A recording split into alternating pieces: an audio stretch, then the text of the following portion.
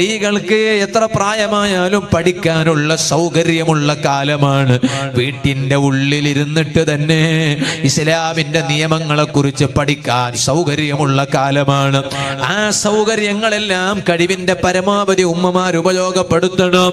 ഇസ്ലാമിന്റെ നിയമം പെണ്ണിനെ കുറിച്ച് സ്ത്രീയെ കുറിച്ച് പറഞ്ഞ നിയമം എന്താണ്? സ്ത്രീകൾ നന്നായി പഠിക്കണം.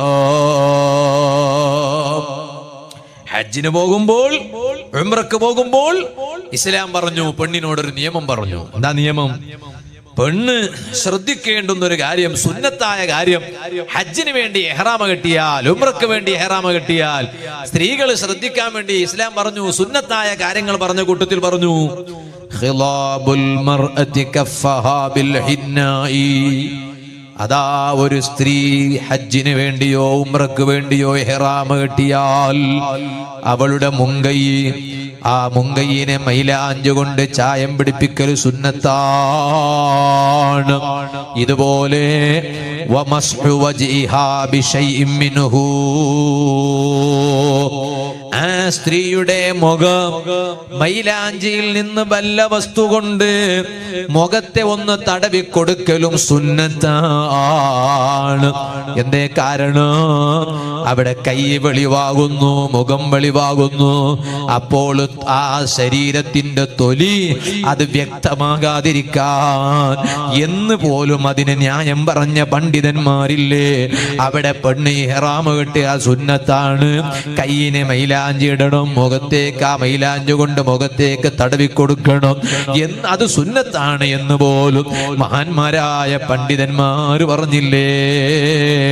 അവിടെ തന്നെ മുഖം മറക്കൽ പാടില്ല എന്ന് പറഞ്ഞ സ്ഥലത്ത് തന്നെ പണ്ഡിതന്മാർ പറഞ്ഞില്ലേ, ഇതിന്റെ അർത്ഥം നിങ്ങൾ ഇങ്ങനെ മുഖം തുറന്നു വെച്ച് പോകണം എന്നല്ല, മറിച്ച് നിങ്ങൾ താഴ്ത്തിയിടുന്ന വസ്ത്രം അത് നിങ്ങളുടെ മുഖത്തേക്ക് സ്പർശിക്കാത്ത വിധത്തിൽ അവിടെ എന്തെങ്കിലും ഒരു വസ്തു അവിടെ ഇങ്ങനെ വെച്ച് പിടിപ്പിച്ച് അതിലൂടെ ഇങ്ങനെ താഴോട്ട് ഇറക്കി വിടുന്ന കോലത്തില് നിങ്ങൾക്ക് ചെയ്യുന്നതിന് വിരോധമില്ല. പക്ഷേ നിങ്ങളും ആ മുഖത്തേക്ക് ആ താഴോട്ട് ഇറക്കി വിടുന്ന ആ വസ്ത്രം മുഖം സ്പർശിക്കരുത് എന്ന് മഹാന്മാരായ പണ്ഡിതന്മാർ പറഞ്ഞു. എന്തിനാണ് ഞാൻ ഇത് പറയുന്നത്? അതുപോലും മൈലാഞ്ചി, കയ്യിൽ മൈലാഞ്ചി ഇടണം, അതുപോലെ തന്നെ മൈലാഞ്ചിയിൽ നിന്ന് അല്പം എടുത്ത് മുഖത്തേക്ക് ഇങ്ങനെ തടവി കൊടുക്കണം. എന്തേ? തൊലിയങ്ങ് വെളിവാകാതിരിക്കാൻ. എന്തിനാണ് ഉമ്മമാരെ ഇത് പറഞ്ഞത്? അത് നിങ്ങളുടെ സംരക്ഷണത്തിനാണല്ലോ. ആ നിയമങ്ങളെല്ലാം പറഞ്ഞുകൊണ്ടിരിക്കെ ഞാൻ ഉമ്മമാരോട് പറയാണ്, അവിടെ തന്നെ മഹാന്മാരായ പണ്ഡിതന്മാര് പറയാണ്, അതേ സ്ത്രീകളോട് പറയട്ടെ, ഒരു ഹജ്ജല്ലേ ഫർളുള്ളൂ, ഒരു ഉംറയല്ലേ ഫർളുള്ളൂ. ഫർളായ ഹജ്ജും ഫർളായ ഉംറയും കഴിഞ്ഞാൽ പിന്നീട് ചെയ്യുന്ന ഹജ്ജുകളെല്ലാം സുന്നത്തായ ഹജ്ജുകളാണ്. പിന്നീട് ചെയ്യുന്ന ഉംറകളെല്ലാം സുന്നത്തായ ഉംറയാണ്. ഫർളായ ഹജ്ജിന് പോകുമ്പോ കൂടെ ഭർത്താവ് വേണമെന്നില്ല, കൂടെ മഹറം വേണമെന്നില്ല, ബാപ്പ വേണമെന്നില്ല, മകൻ വേണമെന്നില്ല, സഹോദരൻ വേണമെന്നില്ല. കൂടെ വിശ്വസിക്കാൻ പറ്റിയ നീതിയുള്ള ഒരു സ്ത്രീയുണ്ടായാൽ തന്നെ അതേ ഫർളായ ഹജ്ജിന് പോകാം എന്നല്ലേ മസ്അല. അതേ സമയത്ത് ഒന്നിലധികം സ്ത്രീകൾ, 3 സ്ത്രീകൾ, വിശ്വസിക്കാൻ പറ്റിയ 3 സ്ത്രീകളുണ്ടോ?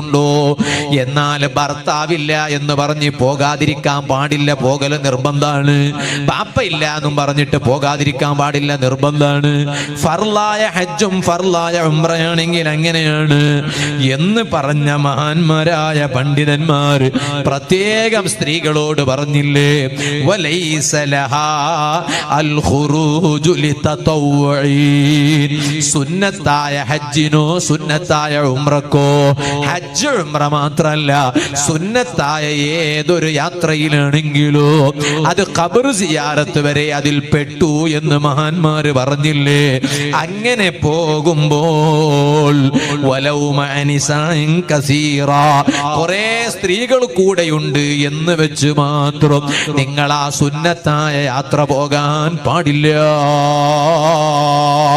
കുറെ സ്ത്രീകൾ മാത്രം കൂടിയിട്ട് ഒരു സുന്നത്തായ യാത്ര, അത് പാടില്ല. അത് യാത്ര എത്ര ചെറിയ യാത്രയാണെങ്കിലും നാട്ടിന്റെ അതിർത്തിയിൽ നിന്ന് പുറത്തേക്ക് പോകുമ്പോൾ യാത്ര കുറെ ദീർഘമുള്ളതൊന്നുമല്ല, ചെറിയ യാത്രയാണ്. എന്നാൽ നാട്ടിന്റെ അതിർത്തിയിൽ നിന്ന് പുറത്തേക്ക് പോകുമ്പോൾ അതുവരെ ശ്രദ്ധിക്കണമെന്ന് മഹാന്മാര് പറഞ്ഞില്ലേ? എന്തിനാണ് മഹാന്മാർ ഈ മസ്അല പറഞ്ഞു വെച്ചത്? സ്ത്രീകൾ പുറത്തു പോയതുകൊണ്ട് അവർക്ക് എന്തെങ്കിലും നഷ്ടം വരുമെന്ന് കരുതിയിട്ടാണോ? അല്ലേ, അല്ല. ഉമ്മമാരെ, നിങ്ങളുടെ സുരക്ഷിതത്വമാണ്, സംരക്ഷണമാണ്. ഇത് സർവ്വ ഉമ്മമാർ മനസ്സിലാക്കാൻ വേണ്ടി സാന്ദർഭികമായി ഞാൻ ഓർമ്മപ്പെടുത്തി എന്നേയുള്ളൂ. ഇനി ഞാൻ ഒന്നും കൂടി പറയട്ടെ. ഹജ്ജിന്റെ കാര്യം പറഞ്ഞപ്പോ ഒന്നും